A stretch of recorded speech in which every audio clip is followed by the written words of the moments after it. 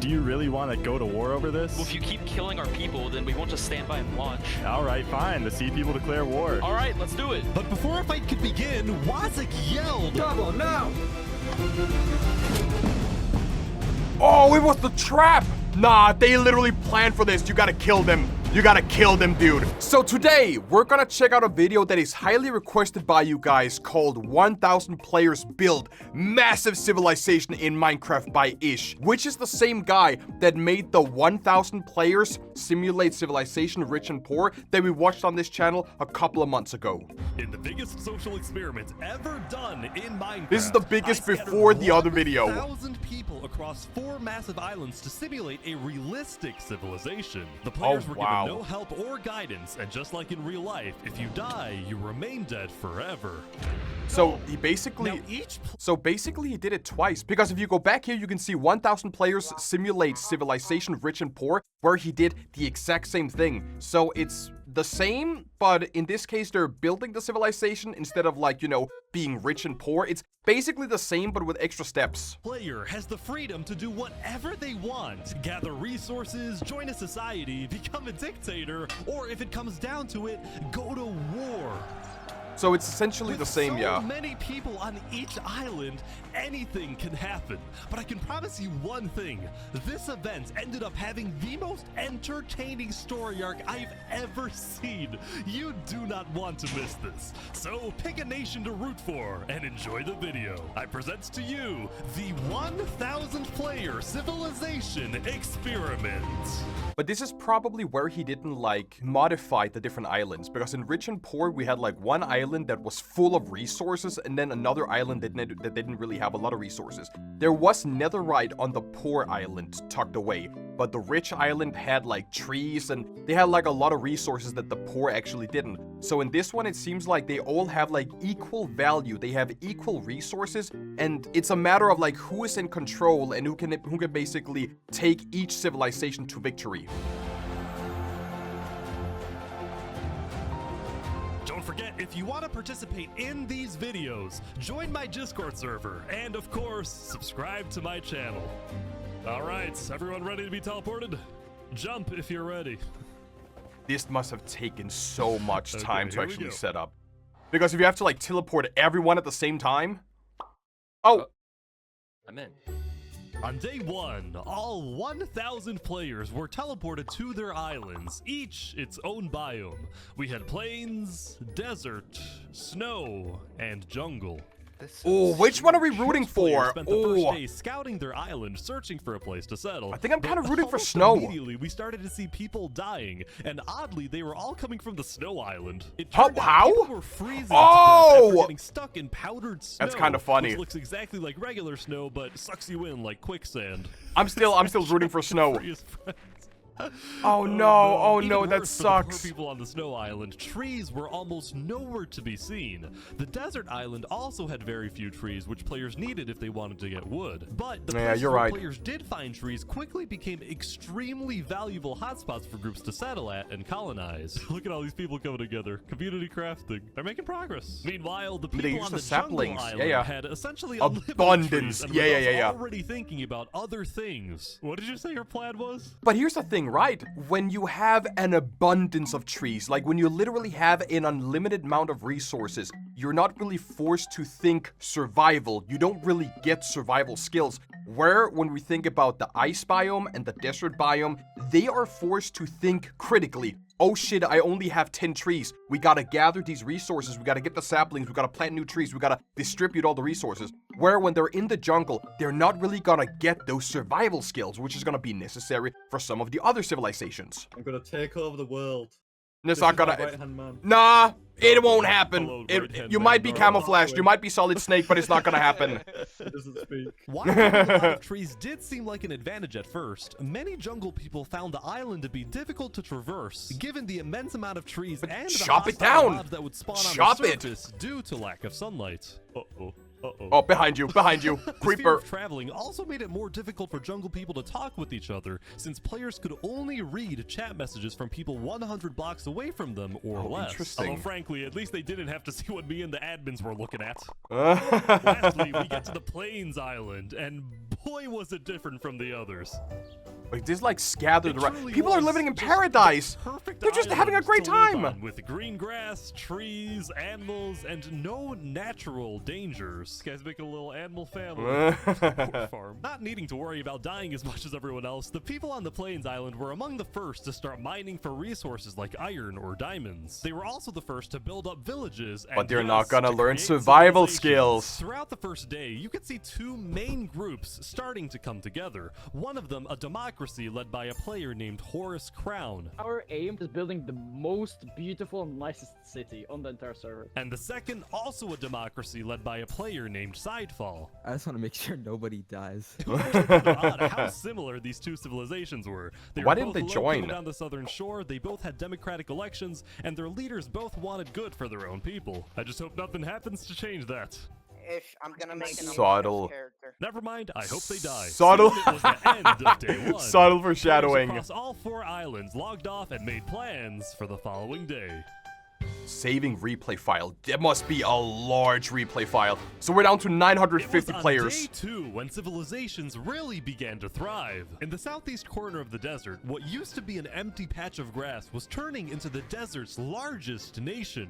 Hello, good sir. Yo, what's up, Ish? The Sultan is back. You might recognize the player storming hell from my first civilization video where he led a nation called the Sultanate. Well, now the desert dictator is back with the Sultanate 2.0, and this time with a population of over 100 people. Holy, so that's like a quarter. That's more than a quarter. The A rules, third. as established by the Sultan, included wear proper attire, do not eat pork, complete your mandatory work, and most importantly, acknowledge the Sultan as the supreme and I like that he divinely showed the chosen Among Us leader. character when it was Moving proper since it attire. was still hard to get food in a dry climate, the people of the Sultanate focused on developing different types of food production, like fishing in the surrounding ocean. On top of this, a player named Drip Chicken made a chicken market. Although when I checked it out myself, Los it Polos turned out to be Hermanos? a very different type of market. Welcome to Los Pollos Hermanos. Thank you. Would you like some totally legal sugar? Totally halal, Anyway, halal, we oh, finally go halal back chicken. to the Snow Island. As I was flying around, I found what I can only describe as a British shrimp. Is the cold climate really the best place for a shrimp? Probably. Depends. Look at my little friend over here, you know? Wait, who's your friend? Oh, where are they? Underneath? Yeah, he's fully here. Oh, I don't. Oh. Oh, it's a squid. Ah, okay, I see. Oh, he's up here now. No, my fish buddy. Please go back down. Despite the killer powdered snow and the occasional polar bear, the people on the Snow Island were actually doing pretty well building That's what I'm settlements together. saying. I Nobody was believe in the fighting snow because biome. Everyone had one common enemy, the harsh climate. That being said, it turned out that all of these snow settlements might be a bit more than just little communities. On day 2, rumor was getting out about a conspiracy that, despite them all being spread out across the entire island, a lot of these snow settlements were actually all being run by one single person whose goal Oh. was to unify the entire Snow Island under See, one that's what I'm mighty saying. empire. This person's name was Alanulo, and he was running this entire empire recruitment operation from an underground bunker where he felt he was safe for the time being. Essentially what he would do was hold meetings with people who were already leaders of their own settlements and convince them to merge their civilizations with his empire so they would be stronger together. He would That's smart. give these leaders orders to fulfill, and in exchange they would be guaranteed high-ranking positions in the empire. If this empire actually succeeds in uniting all 300 people on the Snow Island, it would easily become the most powerful nation in the world. In fact, it would be bigger than the Sultanate and the two Plains democracies. That's what I'm combined. saying. That's what Will I'm this saying. ambitious plan actually succeed? Let's see what happens in the There's- following days. There's definitely someone that's gonna backstab him, but just like I said, because we have this harsh environment here, and just like Ish said, they have a common enemy, which is the cold, the nature, the polar bears. And because they are constantly under pressure because of the weather and because of the conditions they're in, they don't really want to fight each other. Of course, there's gonna be like a couple of bad eggs that wants to like take over power and become the king or the emperor or like be the one in charge, but that's how it always is. There's always people who are hungry for power that wants to take it over. But again, because their common enemy, the environment, is at such, they're like in a big play right here. That's why they're gonna work together and actually succeed in this.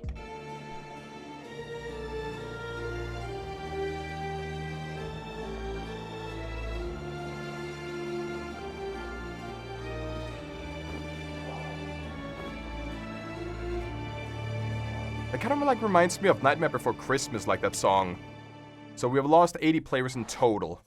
We've now covered the politics of every island except for the jungle. So what's going on here? Well, quite frankly, I had no freaking idea. It was chaos. There were about 30 different camps and tribes spread out across the entire island, and a lot Because of it's them so were in dense. constant fights with each other. Why? Why would you fight? What is going Why on? would you fight each There's a other? fight You're... here. Here's a tribe that imprisoned one of their own members for being, quote, too rich. I say we tax him and then let him out of jail. Damn boots, take your shoes. So overall, there was chaos, nobody trusted one another, and to add to this, nobody wanted to travel too far into the jungle because they were scared of rogue tribes and especially hostile mobs. In fact, we actually had to remove creepers on day 3 because they were killing too many people. Oh no! Ah, that There sucks. were actually 2 tribes that were considered the most influential in the jungle. The first, a river-based settlement called the Sea People, whose leader was Sea killed almost People. immediately by a random rogue tribe. The new leader, Okay. Speak, dedicated his Speak. rule to maintaining order, but also to keeping his people happy by setting up events like stand-up comedy nights. I got a few jokes about unemployed people. Oh wait, none of them work. The second influential tribe was located in Burn the dead him! center of the Lava! jungle, Straight to the and it lava was what pit. appeared to be a faction revolving around the worship of a player named Seth. Hello, Mr. Seth. Oh, what's up? Wait, don't we remember Seth from like the 1000 player civilization video? Like the one rich and poor? Seth hyphen. Wasn't he like a big player? Wasn't Seth the one that backstabbed everyone? Or am I like mistaken? Because I feel like Seth was definitely the backstabber. Hello, Mr. Seth. Oh, what's up, bro? Oh, this is Oh, so just they're all creepy. wearing You're his telling face. me this isn't a personality cult. Nah, It is I a wouldn't cult, say that. 1,000,000%. It's a way of life, all right? It's a religion. Lastly, as I was flying around, I happened to run into this guy again. I'm gonna take over the world. Believe it or not, he had actually become the leader of a pretty impressive settlement. Oh, Granted, nice. There was a lot of internal drama in his tribe. Do you see this like really cool tower thing that we're building here? Yeah, it looks great. Yeah. Yeah, we're gonna It's burn really it cool, down. yeah. And do you see our farm over there? We're gonna burn it down Really too. cool and nice. Now come over here. Could you tell us what this is? In That's a short, tree. 2 of Wazik's tribe members built a librarian's tower, and he thought it was ugly and wanted to burn it down. Now, when I talked to the librarians, they said Wazik just doesn't like the library because he's illiterate. As I said, drama. Now, the jungle wasn't the only That's place kinda having funny. problems. The Plains Island was seeing both a surge in development, this whole place is awesome, but also a rise in tension. The leader of one of the Plains democracies, Horus Crown, had found out that the other Plains nation, run by Sidefall, had reached out to the Snow Island looking for potential alliances. Horus Crown did not like that Sidefall was reaching out to other islands instead of reaching out to him, so he quickly established his own alliance with 2 other Plains settlements, both located on the east side of the island, which would essentially cut off Sidefall's access to most of Plains if a war were to break out. Oh, yeah. Sidefall is definitely up to something, and we're planning to stop him. The people living on the Plains Island, who had otherwise taken their peaceful lives for granted, were getting very worried about a potential massive war that would devastate their homes. KFC, yeah, that's funny. We want family, not war. Meanwhile, on the desert island, the Sultan storming hell was not happy when he discovered that a group of mountaineers had made their home on the mountains surrounding the Sultanate. So, the 2 groups had a meeting to discuss this dispute over land. Why does the Sultanate have any more right to a plot of land? Simply, might makes right. We're stronger, so if it comes down to it, may the stronger group win. People in the desert were starting to get worried about storming hell's tyrannical nature, so some of them moved to a quickly growing democratic nation on the other side of the island. Oh, interesting. This was Theria, the name derived from the Greek word for freedom. I asked their elected president, Saps, about the Sultanate. Oh, I remember Saps! Holy shit, I remember Saps! Yeah. I mean, we're in the middle of a desert. Why fight, you know? Overall, each island had its own conflict between the desert's sultan dominance, the plains' alliance disaster, the jungle's total chaos, and the Snow Empire's takeover. At least one of these conflicts was bound to erupt very soon. And that conflict was Plains. So we lost almost At the 100 beginning players of so day far. 4, a propagandist told everyone that Sidefall was about to attack the Plains Island. Horus Crown called a code red, and everyone on Plains was freaking out, including these guys at the center of the Plains Island who built a tavern on a lake. I spoke with the bartender. Welcome to the tavern. I hope you can enjoy a nice beer, since it might be our last. So at this point, you're probably wondering, what was Sidefall actually doing? Well, it turns out Sidefall was just as confused as everyone else since he had no plans to attack anyone. The propagandist had lied. I have no clue what these guys are talking about. I don't want to attack anyone. I don't want a civil war. You were framed. I can't believe it. But why are So they now, framing him? both Maybe sides because were he's having a gearing up good for land? war over nothing but a miscommunication. And all throughout, Sidefall was desperately trying to reach out to the other planes leaders, saying that he didn't want war. The Probably other because he has like a leaders good doubted position him, on the map. But they actually agreed to meet with him as long as they met on neutral ground. Which is the tavern. Whoever told you guys I want war is lying. Tell us the truth then. While they talked, Horace Crown secretly had undercover spies search Sidefall's entire village, but he wasn't aware Sidefall had someone else place a bunch Oh, of TNT under wow! his village. But before So things he's a went too liar! far, Folks, we have a peace deal. by the thinnest of margins, crisis was averted. After talking, the leaders had made a peace treaty. I actually didn't get to see much of the meeting, but here's essentially what happened. Sidefall first apologized to the other planes leaders for not being open with them, specifically about his relationship with the Snow Island. He told them he had only reached out to Snow in hopes to get on the good side of a player named A Freakin' Turkey, who was apparently Alanulo's second in command. The planes leaders discussed their disagreements on foreign relations, Horace Crown preferring keeping alliances within planes, and Sidefall believing in making allies on other islands. But they were able to put their differences aside. They banished the propagandist from the Plains Island, and at the end, the four major Plains nations created a Great Plains Alliance. The Plains Island went from being on the brink of war to being the most united island of all. Yeah, but didn't Sidefall get someone to plant TNT on another one's base? Plains. Toward the end of the day, all four islands were prospering. From the people on Snow collecting resources and building together, to the people in the desert working on the Sultan's Among Us, dude. Massive This is like a holy time city. capsule Even almost. The jungle was at peace at the end of day 4, When- since the remaining jungle people were just thankful that they were still alive. When was this uploaded? Like, this was uploaded only to... How do you have so many Among Us references in 2023? Like, Among Us was massive back in, like, 2020, like, during COVID. But the fact that we have, like, so many references, there was, like, a mentioning of Among Us. There was, like, the character skin. We had, like, the emergency meeting graphic. And then we have, like, a wooden sculpture. It's actually kind of crazy that we have so many references when Among Us is so dated at that point. Soon though, it was the next day. But before we let people back onto the server, the admins and I decided to add a little something. In the middle? Interesting. We added a fifth island in the center of the world, and we didn't tell the players that we did this. We wanted to see who would discover the island, how long it would take to find, and then what would happen next. So, we started up the server, and the wait began. But do meanwhile, we have resources? we have to talk about the Snow Island. Yeah. Do we have resources on the new island? Turkey. It seems like there's like a mine shaft. How's it going? On day 5, the player A Freakin' Turkey finally gave me a full explanation of the mysterious Snow Empire, which I found out was named the Aculon Empire. Still fearing for his safety, the Empire's founder, Alanulo, gave orders entirely from his secret underground bunker, while his second in command, A Freakin' Turkey, carried out his orders and led the people on the ground. You guys have settlements across the entire island. There is a lot. Just know none of it was made by slaves.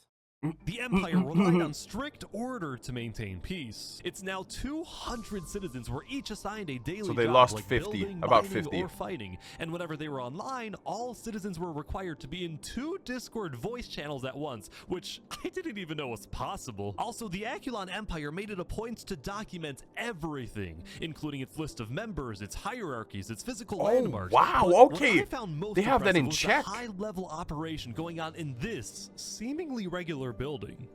This singular It's kind of like a building is second the richest job. place in the entire server. They called this the Quartermaster's House, and it was where the Aculon Empire not only collected and stored all its resources, but also distributed items using a complex request system, where, for example, a citizen asks for iron ingots, and then the Quartermasters decide exactly how much iron that citizen deserves based on a detailed algorithm they developed. Has anyone tried breaking into That's this place? actually insane. Not yet. Let's just say, if you tried to get in without permission, you're not gonna get a very nice welcome. And I kid you not, just a few minutes later, this player, Xelius, was caught trying to sneak his way in, and he was sentenced to a public execution to be held the next day.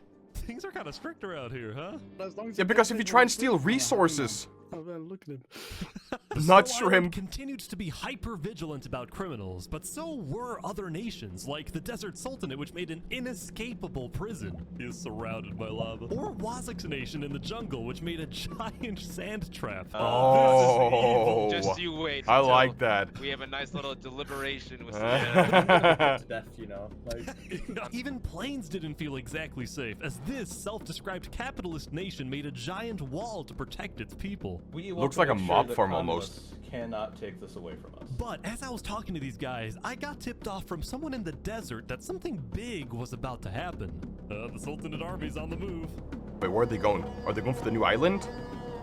They could be going for the new island or for Sultanate planes. sent its elite squad on a secret nighttime mission. Their goal? To find a group of people that had been rumored to want to assassinate the Sultan. They're at the north side of the island now. Oh yeah, okay, this is our target, this is our target. Okay, let's go, let's go. According to the Sultan, the people hiding in this little settlement were indeed the attempted assassins, and now the group had a decision to make. Oh, we're gonna kill this guy. Do we kill this guy? Up until now, there hadn't been any violence between desert nations. Will this be the breaking point?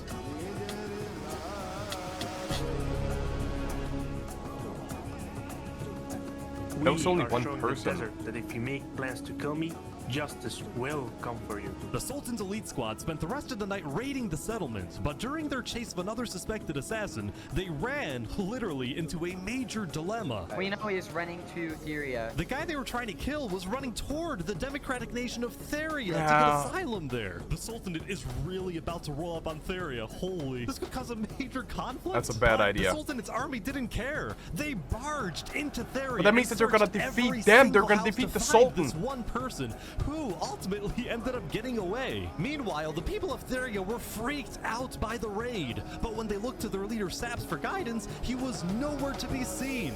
He had fled. Eventually, the Sultanate's army left, but Theria was not going to forget this.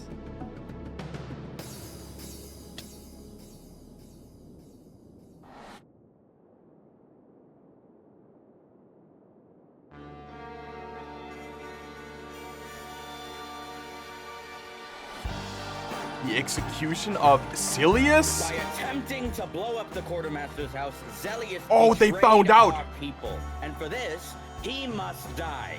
Glory to Aculon. A freaking turkey. Holy moly. It was But a how did busy they find day out? for a freaking turkey. The execution was successful, but the Empire didn't yet have a written constitution or a justice system. So a freaking turkey met with a player who claimed to be a lawyer to set up a legal system. You get the smaller seat, unfortunately, but do know it is quite important as well. I'm used to cramming into tight spaces. Afterward, a freaking turkey took his guard to Drew and confronted some farmers who he claimed weren't producing enough food for the Empire. But they're trying. I swear I will not miss any payment I have to owe you. Drew, Thanks. the bow, please.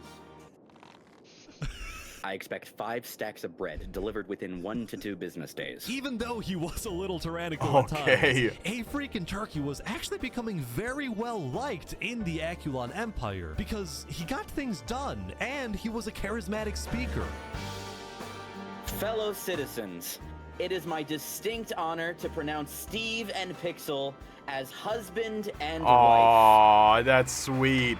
So we See, are even like, though he was only the we're like second in 3 command of the Snow's Aculon Empire, many people were starting to view a freaking Turkey as a better candidate for leader than Alanulo. So he's gonna get since axed. most Oh people in the no. Empire had never even seen Alanulo. I given think that he's been actually gonna hiding get axed. underground the entire time, afraid of being assassinated. In fact, some of his own citizens weren't even sure he existed. While Alanulo ruled from afar, only talking with high-ranking officials, a freaking Turkey was considered a man of the people, someone who talks to everyone. In fact, Yeah, but he's a freaking threat to Turkey the had leader. gained so much notoriety that leaders of other nations were starting to reach out to him for alliances rather than to Alanulo. So as a result of all of this, Alanulo was starting to get a little worried.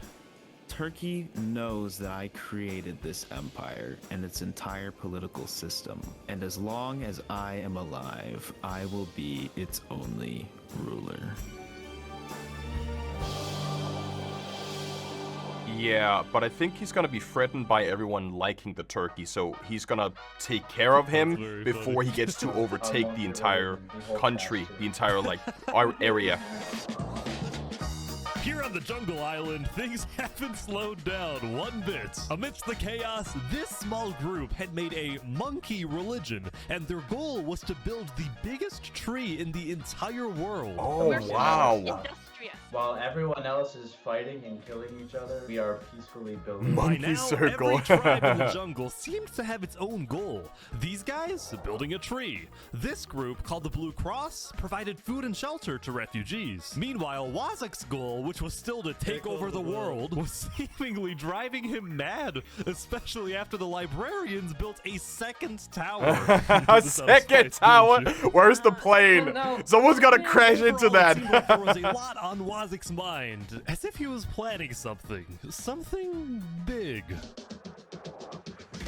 Oh, wait, an underground arena. Seth and the Sea People were still the two biggest tribes in the jungle, and both pursued very innovative political strategies. For example, Seth got married, but only so he could parade around the jungle and demand wedding gifts from everyone. And you know Kinda what? clever. It freaking worked. Kinda, The yeah, Sea kinda People, on the clever. other hand, had taken on a massive goal, But only which was temporarily. to finally end the chaos in the jungle. And they did this by sending out stealth groups and hunting down thieves, murderers, and anyone who they claimed did wrong. However, some of the supposed wrongdoers they killed were actually allies of Seth. In response, Seth demanded that the Sea People stop their initiative immediately, but the Sea People planned to continue. All of a sudden, the Jungle Island was on the verge of a massive war, as if there wasn't enough chaos already. We're only 7 days in and we already have internal conflict on like several islands. Wait, is someone actually here? I think so. Whoa, this is crazy. This is awesome, man.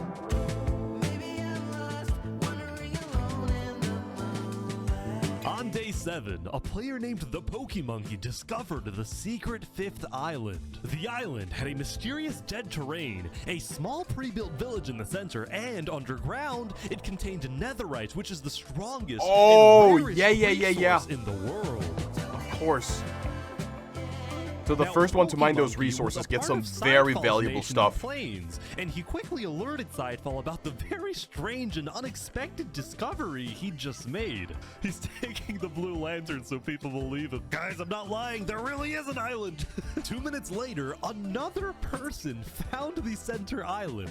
This time, someone from the jungle. Then, like a domino effect, more and more people started arriving, typically either alone or in small groups, like these guys from the desert. Even though they all came from different islands and nations, nobody was probably fighting. shared the In coordinates. fact, they seemed to be forming friendships and simply admiring this new mysterious place. He's saying this is amazing. Quickly, word began spreading across the world that there was a 5th island, and about 30 minutes into day 7, basically everyone knew. It was crazy how fast everyone found out. Now, First they some shared the nations coordinates, were right? hesitant about visiting, believing that the island was some sort of trap, while other nations like the Aculon Empire sent out large exploratory groups to investigate the island. So Aculon is here, but instead of mining for netherite, they're taking the wool from the tents. But is that they don't have sheep in yeah, the snow I was about to say That they makes don't have sense. sheep, yeah, so they can make beds Something I now. found interesting was that no nation, not even the Snow Empire, had the courage to publicly claim the center island as part of their nation, as their territory,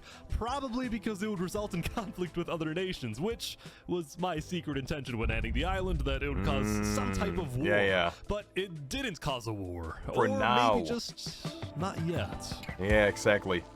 Because before you know it, someone's gonna try to claim it, and that's gonna cause a huge issue. I present to you the story of Los Pollos Hermanos. Wow, you've really expanded your business. Yeah, we're doing quite well. Because starvation was such a big problem in the desert, Drip Chicken had made it his life's mission to feed the people of the desert. And ever since I spoke with him on day 2 next to his little food stand, Los Pollos Hermanos had become a staple of the Sultanate. But this business would soon run into some problems. See, on days 4 and 5, the Sultan storming hell was unsatisfied with the slow progress on his build project, the Holy City. So he demanded that the farmers of the Sultanate stop growing food and instead work on his build project. And So that means just that like Los Pollos Hermanos the is food gonna... supply going Yeah. into Los Pollos Hermanos had completely stopped. The restaurant suddenly had no food available to sell. Oh, wow, okay. Having no food, Drip Chicken was instead forced to sell some questionable products, and if he was caught selling these products by either the Sultan or the Sultan's twin guards, he would probably receive a life sentence in the Sultanate prison. It's kind of funny, they have like twin guards. Wait, they look exactly like the guys from Breaking Bad. Editor, can you like show on screen like the... I don't remember their names, but you have like killer twins that walk around in those like leather boots and they look like the same. They don't speak or say anything. It's like the exact same skin almost. Meanwhile, the farmers of the Sultanate were unhappy since they wanted to farm, not be forced to build. So in a rebellious move on day 5, Drip Chicken and the farmers secretly set up a meeting with Saps, the leader of Theria. So he can like open up a new You restaurant? want to move to Theria, but if you do, the Sultan will send his elite squad to hunt you down. Yeah. So, what do we do? Go to Plains or something. There's about to be chaos in the desert. And Saps was correct. There was about to be chaos in the desert. For reasons Another dude, you gotta be kidding me! About to be I have a drinking game for you guys. Every time you see an Among Us reference in this video, we are like half an hour in and we still have like 45 minutes. Take a shot every time you see an Among Us reference, because so far we're at like 5 shots. Desert. For reasons he couldn't tell the farmers just yet, but he did tell me. You know who Davert is? Yeah, I think so. He's one of the twin guards, right? He's about to leave the Sultanate and join me.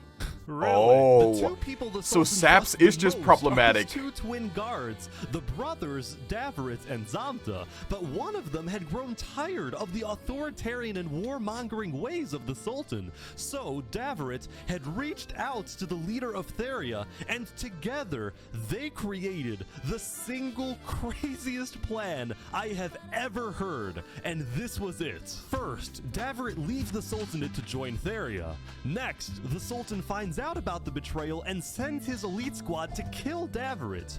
Then, when the elite squad is away hunting for Davrit and the Sultan is therefore alone, Davrit will sneak back into the Sultanate and kill Smart. the Sultan. Davrit will then claim That's such a leadership backstab. over the Sultanate, and as the new leader, Saps can come he will in. finally bring peace to the desert. Do you see it? Tell me that you see it. You know the rules, and so do I. Take a shot, everybody. To the desert. Davert, there is no way this works. Brother, grow some chest hair. So, at the end of day 7, Davrit snuck out of the Sultanate and headed to Theria to begin the operation, while Drip Chicken and the farmers fled to the Plains Island. On their way out, some of them took one final look back at their home, at their restaurant, knowing that they would probably never see it again, knowing that the story of Los Thank you, Pollos everyone. Hermanos Oh, that's had cute. come to an end.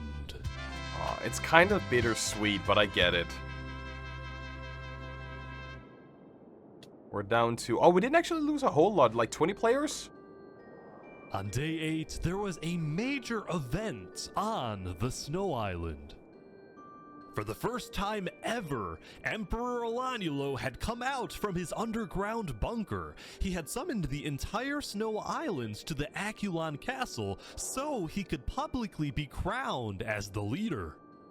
Before the coronation, all high-ranking officials were required to provide Alanulo a gift. I present to you a high-quality pair of premium brand sneakers. Thank you, Applewood. I, Baron Saul Goodman, give you this present, Lord Alanulo. My presence is your present.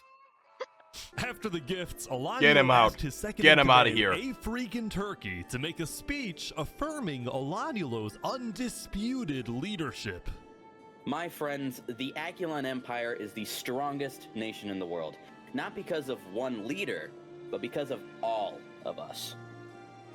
Thank you, Turkey. At the end of the ceremony, Alanulo asked all of his citizens to follow him out of the castle, down the main path of the Empire, in a symbolic move meant to showcase the unity of the Snow Island. This is Nightmare Before Christmas. Like that melody, it's like Sally's theme, right? In the background. But this image of unity was only a mirage. There was a lot of discontent building within the Empire for many reasons. People didn't like that Alanulo's knights were constantly bossing them around, nor did the Aculon builders like it when Alanulo forced them to work on the Aculon castle instead of letting them finish their own projects. There was this general sense that Alanulo might be overreaching with his power, especially when he started spying on his own citizens to see who was criticizing his leadership. See, Alanulo believed that in order for his citizens to have a good life, they have to live in a strong nation, and the only way to maintain a strong nation was through complete unity under a powerful and unchallenged you're still gonna have leader. backstabbers. This is why Alanulo was fearful about the discontent within his nation, as well as the rising popularity of his second-in-command, a freaking turkey.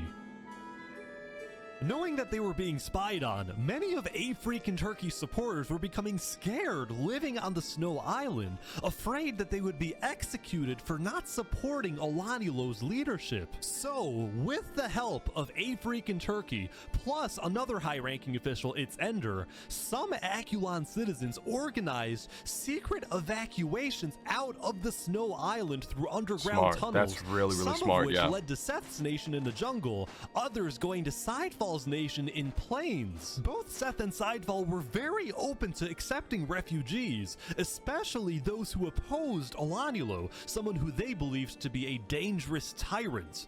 Also, they had just found out that Alanulo had actually sent spies all across the world, including into their own nations, so they didn't like him very much. We're not going back until there's some form of democracy in Snow. I don't think that's gonna happen anytime soon.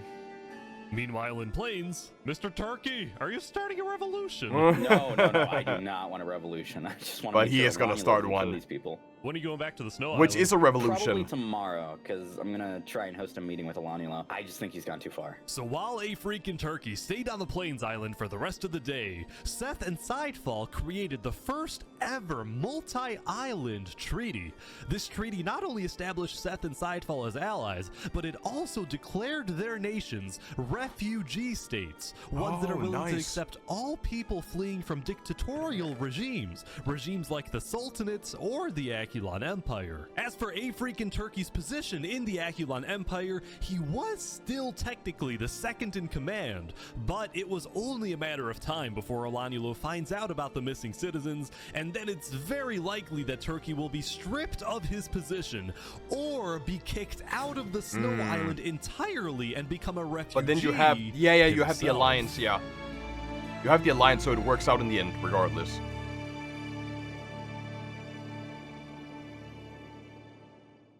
Yeah, I don't know if... Wait, is that a basketball court? A basketball court? The Summer Island was getting a lot of visits from curious players, and instead of fighting each other, everyone was just kind of hanging out and doing their own thing. Look at this.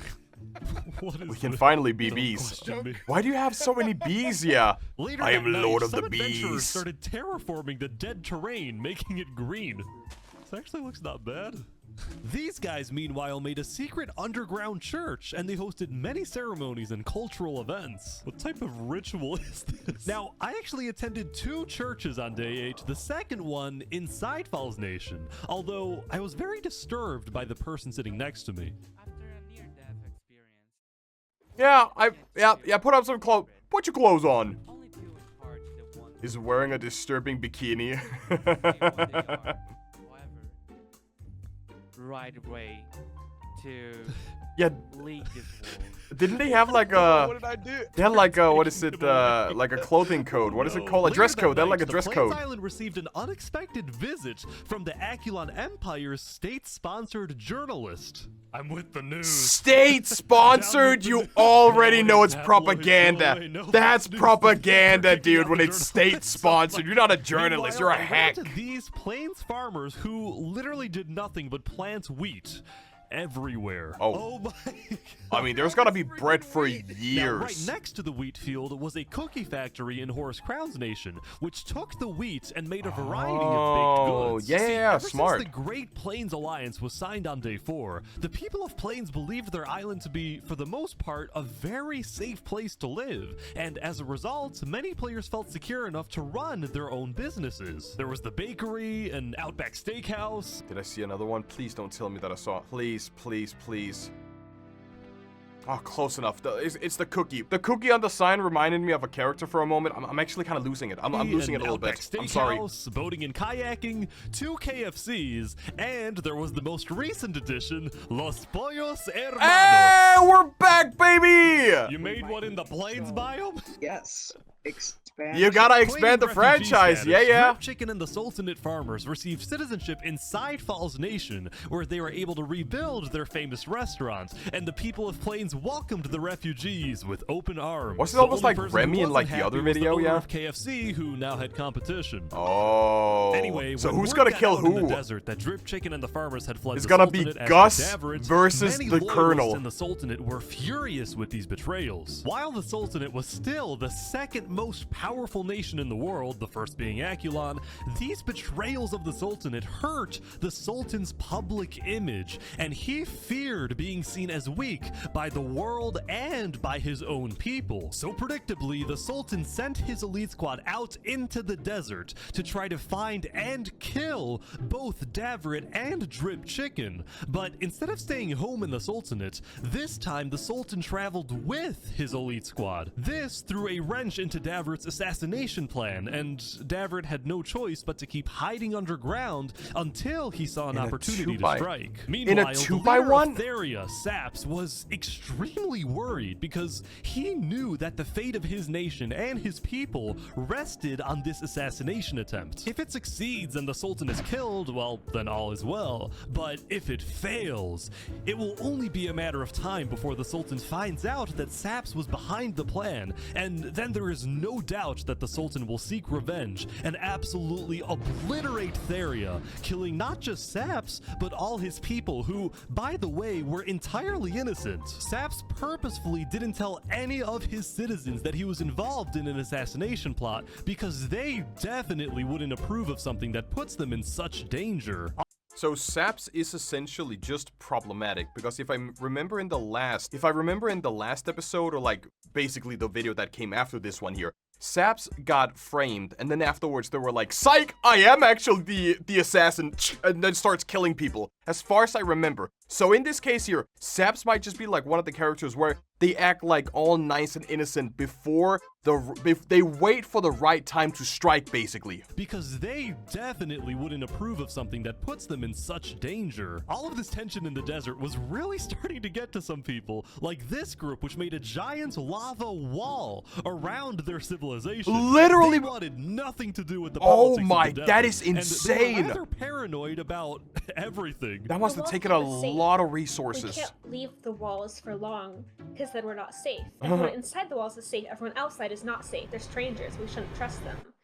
But what if By you the have... way, also don't push any buttons you find in here. What if you have strangers inside the walls? What if they, like, dig inside? But still, I think they had the right idea. But people can just, like, And dig now underground we and go in. back to the Jungle War. I say war because both major nations had already basically decided that they cannot coexist in the jungle. Seth was mad at the Sea People for killing many of his allies, while the Sea People were mad because Seth wouldn't let them kill those who they believed to be criminals. Neither nation was willing to compromise on this, so war seemed inevitable.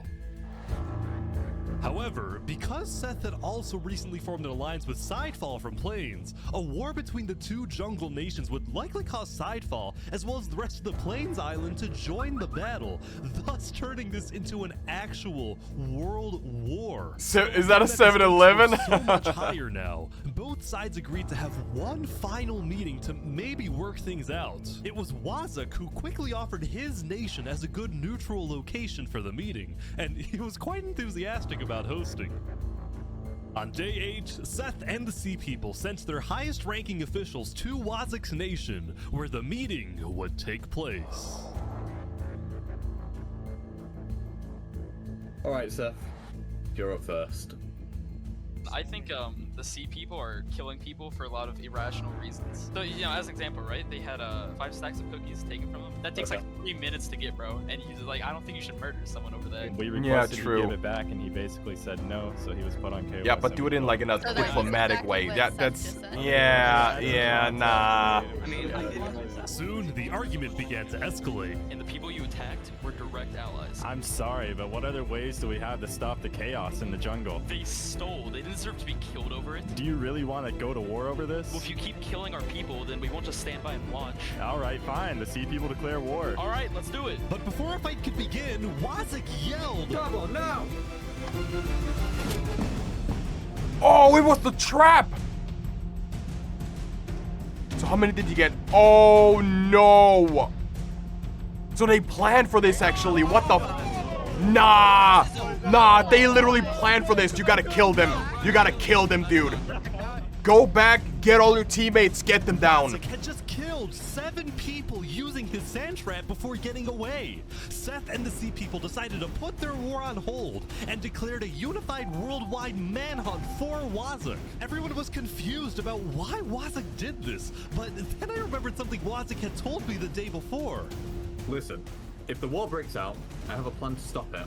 Really? How? What's the plan? You'll see, my friend. When Seth and the Sea People declared war on each other, Wazak decided to use his sand trap and make himself the villain, so that the entire jungle would make peace to unite against him, therefore actually preventing a world war. That's kind of smart. That's actually really, really smart. Underground.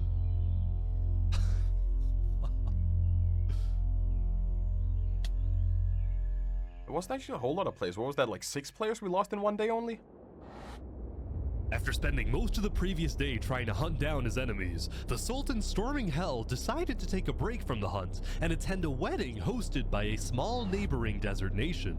It was a huge honor in the desert for the Sultan to visit your civilization, so there was a lot of buzz surrounding the Sultan's visit, and everyone in the desert knew he would be there. Zamta the Twin Guard was also at the wedding, and he was quite thankful for the break since he secretly despised having to hunt for his own brother. When the Sultan demanded that Davert be tracked down and killed, Zamta was horrified by this order, but he kept silent, fearing that he'd be next. Zamta could only hope that Davert was far away now, hiding in a place where the Sultan would never find him. But it turned out Davert was not far away at all, because he was on a mission. Oh, yeah, that's right, that's right. Holy. Is he actually gonna take care of him? Davert was coming to kill the Sultan, but he had to be sneaky because the Sultan was guarded by his elite team. The plan was to catch him and his team off guard since it would only take a few hits to kill him. How do you catch them off guard when his team is like right behind him? So nervous right now.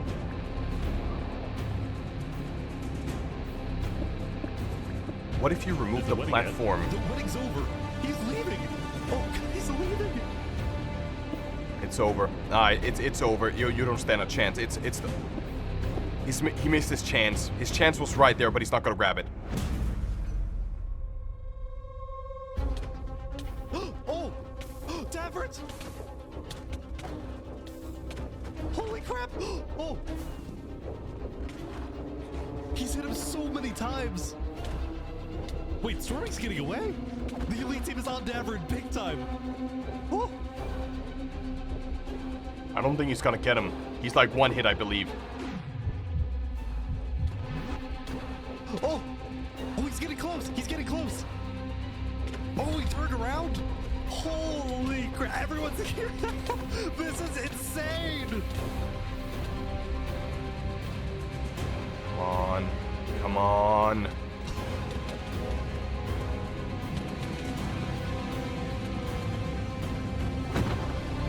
Oh!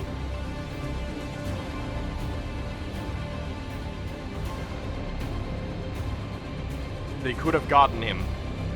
He could have gotten him. It's time for war. I believe it might actually be time for war now.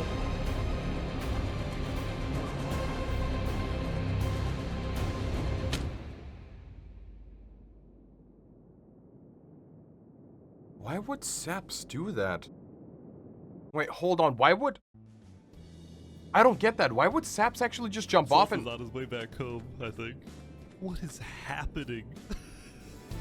I think it was probably to turn everyone else against them. Honestly, I have no idea how to pronounce his name, but I can imagine that since they were in a battle, Saps decided that he was gonna jump off to make it seem like the Sultan also killed him. So he turned his entire nation against them. So it was a calculated move that of course resulted in his end, but it means that his entire empire can now go after them. I think that was his plan. But it's still like a very drastic way of doing it. Sultan's on his way back home, I think. What is happening?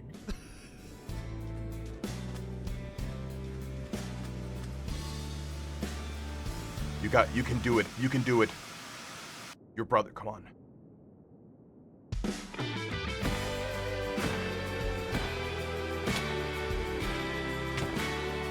Come. There we go! It's fine. He's done. He's done. What are you gonna do now? What are you gonna do now? The Empire's gone. Angry about the death of his brother Davert, Zamta betrayed Davert, and killed the Sultan, storming hell in what he called an act of revenge. All of a sudden, within the span of a few minutes, storming hell, Saps, and Davert were all dead. Both the Sultanate and Theria were So we have no without a leaders. leader, Yeah, no and leaders the anymore. desert island was in a state of total confusion.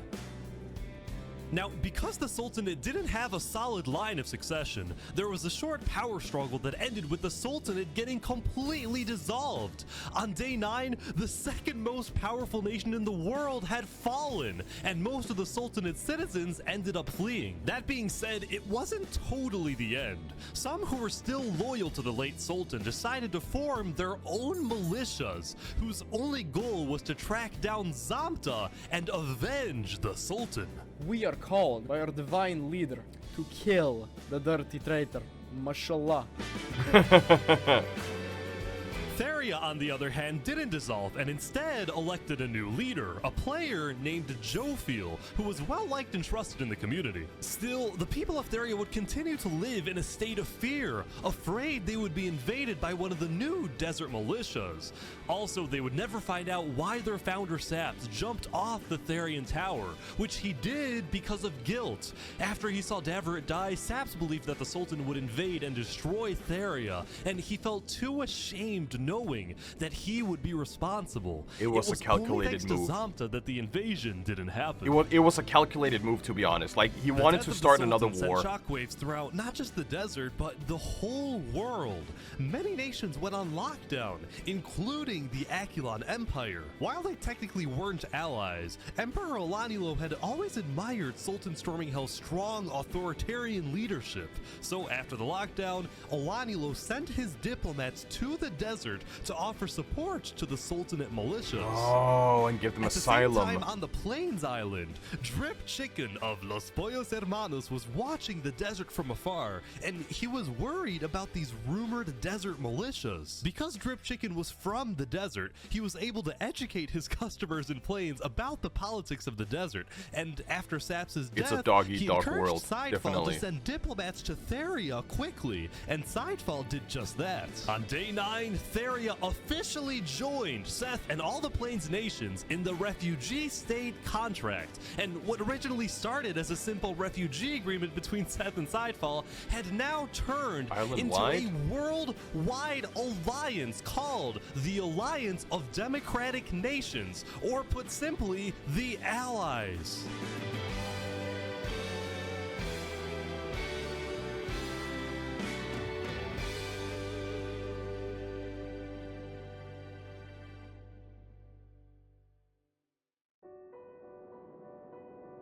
As the people of the Aculon Empire continued their daily routines, the highest-ranking officials of the Empire gathered to discuss the new existential dilemma they were now facing. The Aculon Empire had always been the most powerful nation in the world, Yeah, but and they were not it proud still of that, were they? technically is. But when adding together the populations of all the states in the Democratic Nations Alliance, it is the Allies that have more people overall. Yeah, that's what I said. This made Aculon officials extremely worried. They saw this as the first legitimate threat to the regime. Alanulo agreed with this view, but at the moment, his attention was on another problem entirely, the problem known as A Freakin' Turkey. A Freakin' Turkey's rise to popularity had always bothered Alanulo, but Yeah, now, it's time. this conflict was at an absolute breaking point because yesterday, one of Alanulo's spies caught A Freakin' Turkey helping Snow citizens flee the Empire. Fleeing or defecting was strictly against Aculon law. Alanulo's spy also saw A Freakin' Turkey hanging out with not just Sidefall, but nearly all the major Plains leaders, which made Alanulo think, is A Freakin' Turkey planning something? Is he secretly working with the Allies? He's just having multiple ways out, if that's the case. Full-scale revolution or an invasion of the Aculon Empire? These were all questions that Alanulo was wrestling with. I think And he's the gonna. more he thought I think he's about gonna do it. The more he convinced himself that A Freakin' Turkey was probably committing some sort of treason and needed to be stopped. Yesterday, A Freakin' Turkey had reached out to Alanulo for a meeting, and today, Alanulo accepted this request, but with a few conditions. 1, this meeting takes place at the Aculon Castle. 2, Turkey comes alone. And 3, the meeting takes place not today, but tomorrow, because Alanulo needed some extra time for his builders to finish a certain project located on the top of the Aculon Castle. Shit, I don't like where this Nobody is knew why or going. what the strange-looking tower was, but Alanulo insisted it be completed by the time Turkey shows up. Tomorrow is certainly going to be interesting, so make sure everyone's ready. Lastly, later in the day, Alanulo sent diplomats to establish alliances with both the desert militias and with the sea people in the jungle. Alanulo appreciated the sea people's value of order, and he promised that he will help them stop the chaos in the jungle and help them catch their #1 most wanted criminal, Wazuk. The sea people accepted this alliance, but they ended up not needing Aculon's help because late into day 9, Wazuk decided to turn himself in. Oh, why? There's got to be a plan. He's about to be executed. A guilty conscience, Yeah. perhaps.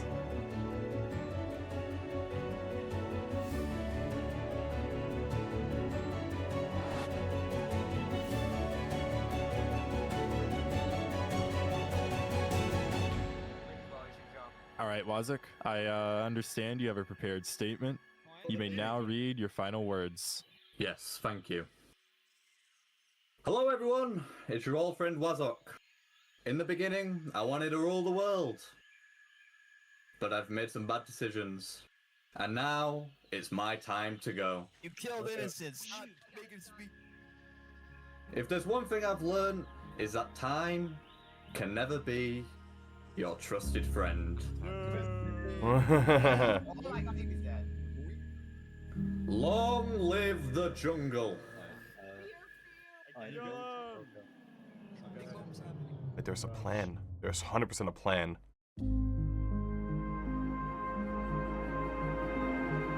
What if he has a water bucket? What if he can clutch it?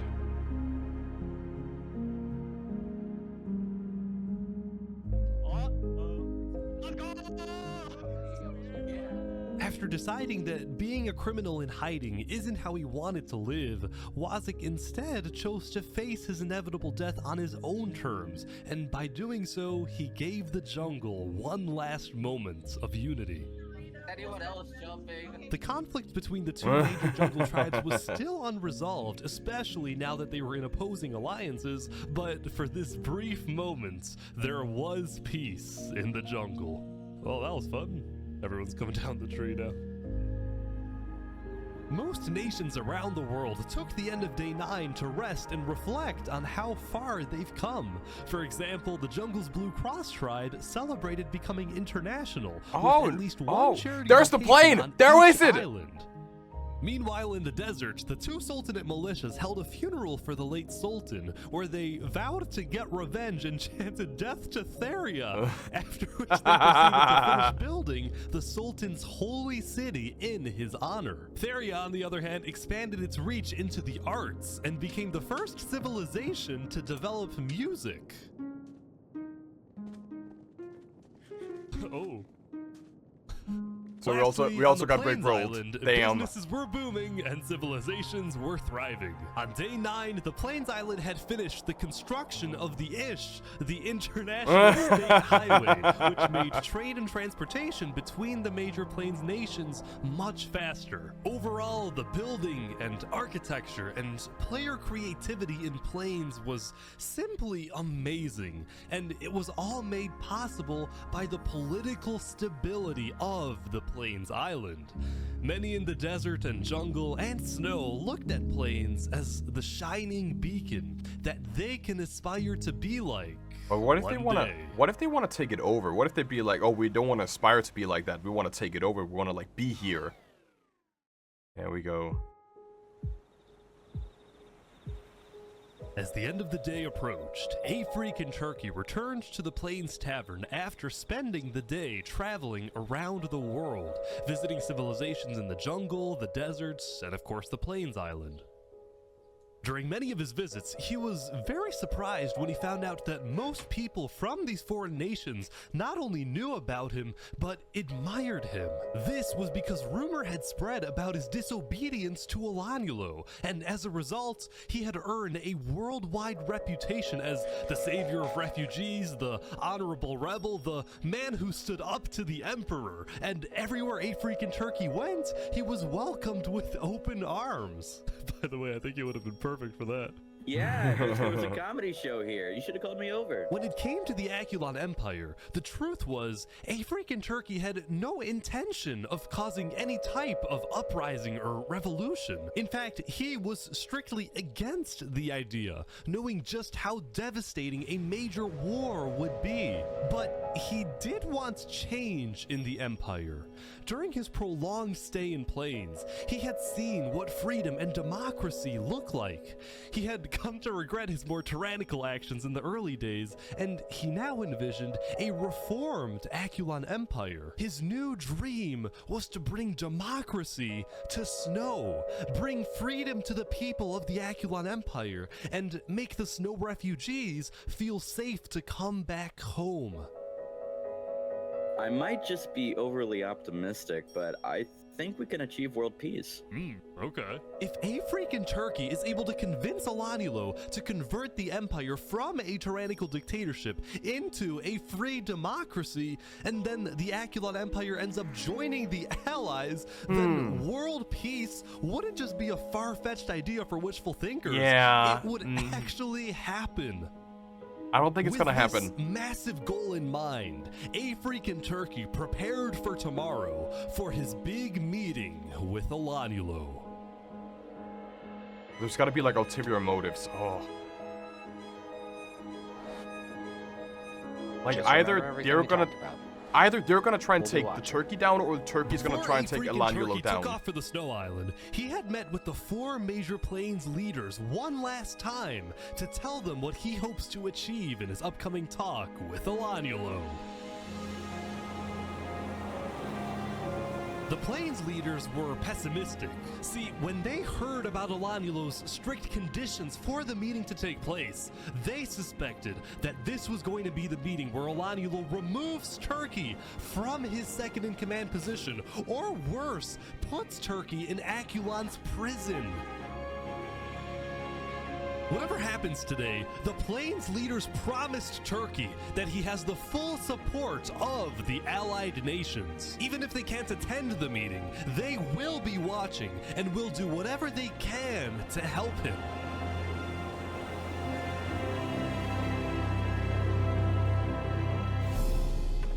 There we go, Turkey is now back on the Snow Island. I think he's going to the meeting right away.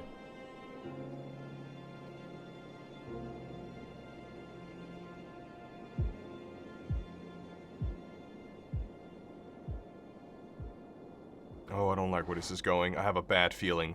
I have a very bad feeling about this. I think they're gonna try and take the Turkey down. This is weird. Turkey's been at the castle for like a few minutes now, and Alanulo's nowhere to be seen. Oh, he's right here. He's on his way. Yeah, but why does he have an axe?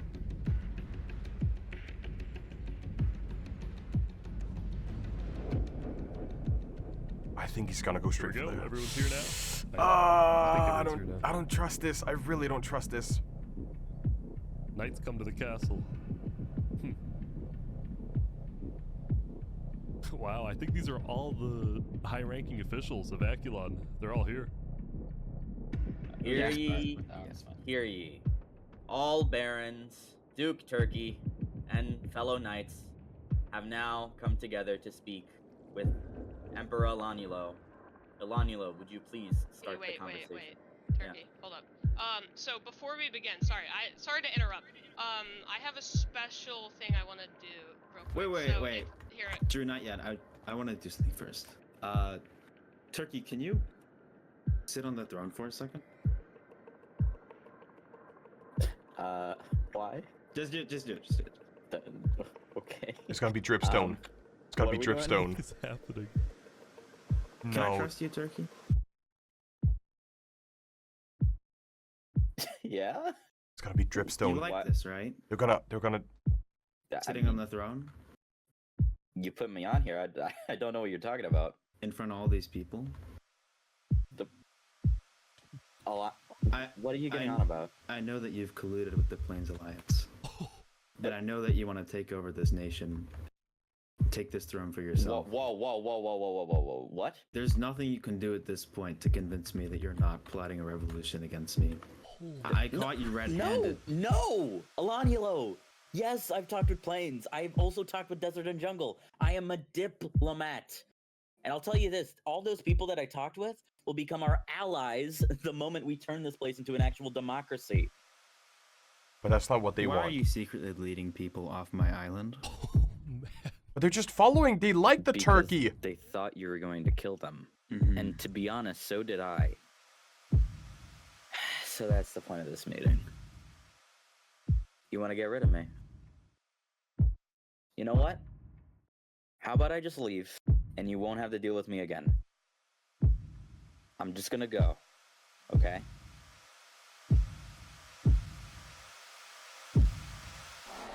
Yeah, and then you'll come back with an army. I'm sorry, Turkey. That's right.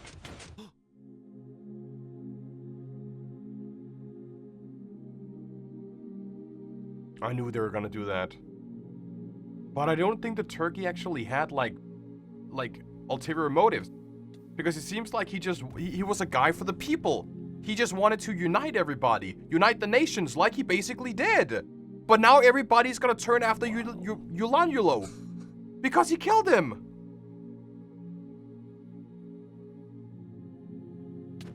Oh. They're killing Turkey's supporters. There's straight up war They're here. down his supporters as well. That's not okay.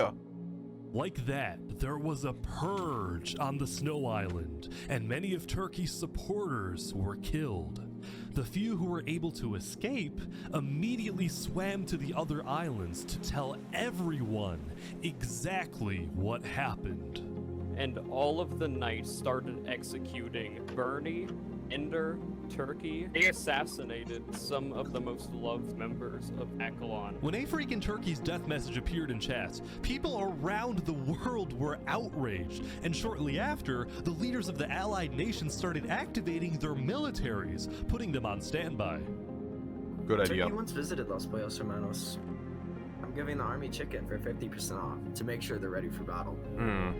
Meanwhile, Alanulo got word that the allies were preparing their armies, so he declared a full lockdown, reached out to his own allies, and called them to the Aculon castle to be ready. I think siding the allies declare war. Siding with the ice biome was probably a bad idea.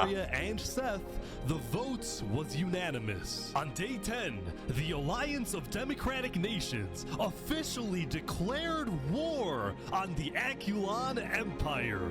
I think I chose the wrong island. I definitely chose the wrong biome. Great success. Hopefully, we all see some of you tomorrow to sign the constitution of the new Aculon Republic, the new Aculon Republic that we all dream about having. Thank you. Thank you all. This isn't about us. This isn't about our lives. It's about getting justice for Turkey and ridding the world of tyranny. All the allied nations met up at the center island so they could attack the Snow Island together. Today, we fight for revenge. We fight for freedom.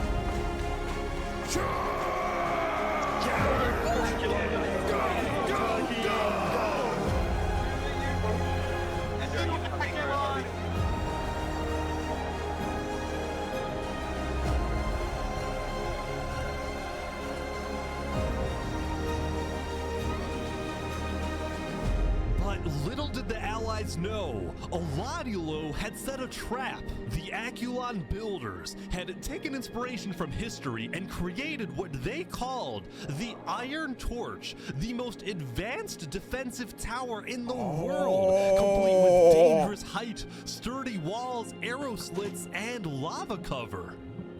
This is my god. I wonder if they I don't think they can get Elytra. And they never really got the netherite. They never spotted the netherite on like the middle island.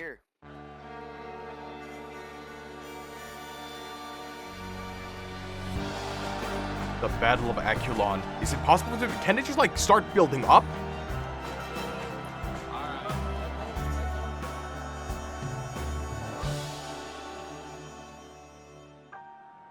I mean, they may have the high ground, but I don't believe they're gonna win. They're gonna take over the entire Ice Kingdom. Can never be your trusted friend or your sworn ally. They have shields. They should be able to get in. It's the harshest mistress of all. And life is just a chain of moments spent, 1,000 hellos and goodbyes. Maybe a love like ours can lead out its call.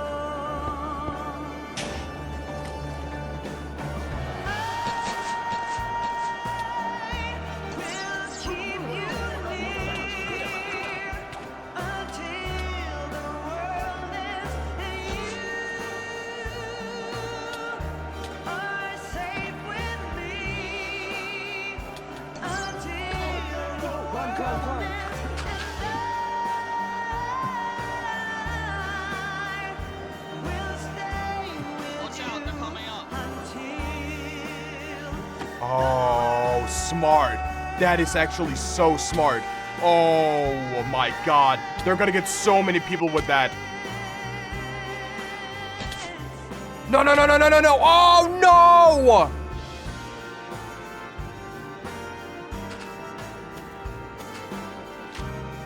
Smart, super smart. They're dropping lava on them. They can't win. Don't tell me they're gonna win. Come on, dude. That is such a simple trick. They can't win with that. There's gotta be another way.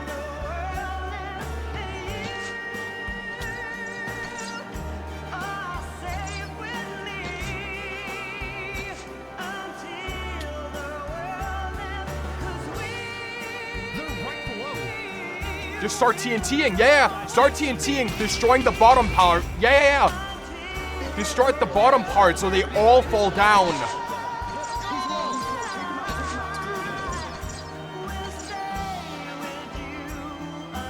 Yeah, oh, shucks. Yep. And there we go. F in the chat, you're not gonna water bucket. You're gonna miss that opportunity.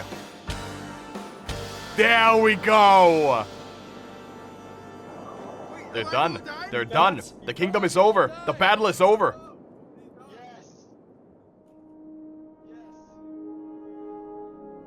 So are we finally gonna get peace with all the islands? After Alanulo died, the Aculon Empire officially surrendered.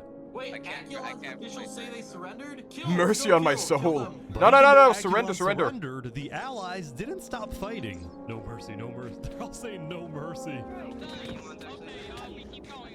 Like that, there was a purge on the Snow Island, but this time it was the supporters of Turkey doing the killing. This is just an absolute slaughterfest. I mean, that's instant karma, isn't it? That Alanulo decides to take care of Turkey, and then like everybody else comes after them. Completely taken over the Iron Torch, and all the Aculon forces had either been killed or had fled the island and gone into hiding. And with that, the Alliance of Democratic Nations had defeated the Aculon Empire. It was only when the war ended and the clouds parted that the Allies were finally able to reflect on what they had done. They had succeeded, but they had also At what shown cost? no mercy. When their enemy surrendered, they continued to be ruthless and thirsty for blood. It was as if they had become their enemy. As the Allies each safely returned to their homes, now with a clear mind, many of them felt regret. Neither side was completely innocent, and the war was complicated. But that is war in the end. But at least it was over. And the Allies had won.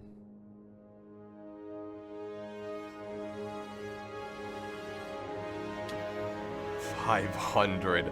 So only half Over remains. The next few days, the people of Plains, Theria, Seth, and a few smaller nations created a world alliance with a massive parliament building on the center island where world leaders met to discuss the affairs of their nations and, most importantly, to keep the peace. Smart. And the first order of business was pardoning the few living players who fought for Aculon so they didn't have to live in hiding. Meanwhile, the snow refugees were able to move back to the Snow Island and create the new Aculon Republic, putting democracy in snow. They also tore down the remains of the Iron Torch and put in its place a graveyard honoring all who died in the Battle of Aculon. I like that. And I like that. overlooking the graveyard was the man, or Turkey, who inspired them all.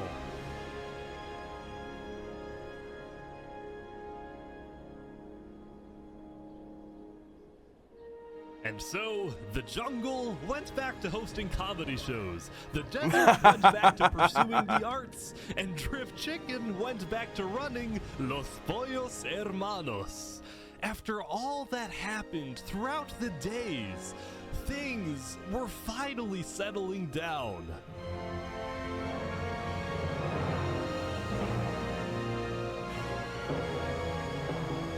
For many players, the newfound peace Legal allowed advice new for stories to $15. begin. But for us, it place to end. That was actually really good, and that battle at the end was also really, really nice.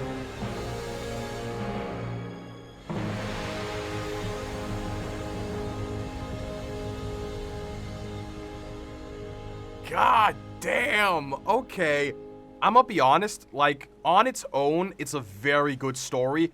Very interesting angles. I like the different outlooks on the different, like, civilizations. But when comparing it to, like, the 1,000 player simulate civilization Rich and Poor, I feel like I'm missing a lot of storytelling in it.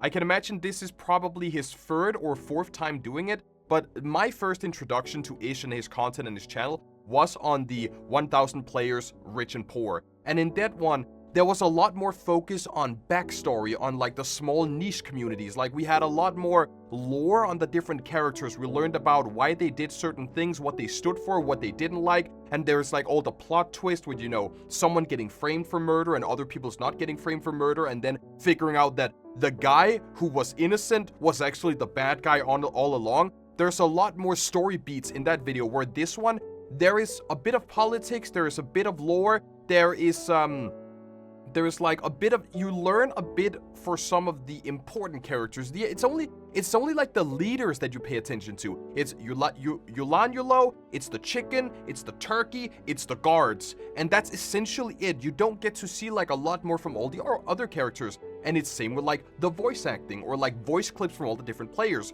In Rich and Poor, there's a lot of different like voice clips from all the players where you hear them, you know, communicating with all the other players. Where in this one here, there's not really a whole lot. There's like a lot more storytelling and a lot more narration in it. But on the other one, I would rather have more like, I would rather get a deeper connection with all the different characters than just like going through the story. So while the video is good, I like it, right? There's a lot more politics and a lot more backstory and a lot more lore, and it's a lot more personal, Rich and Poor, than this one here.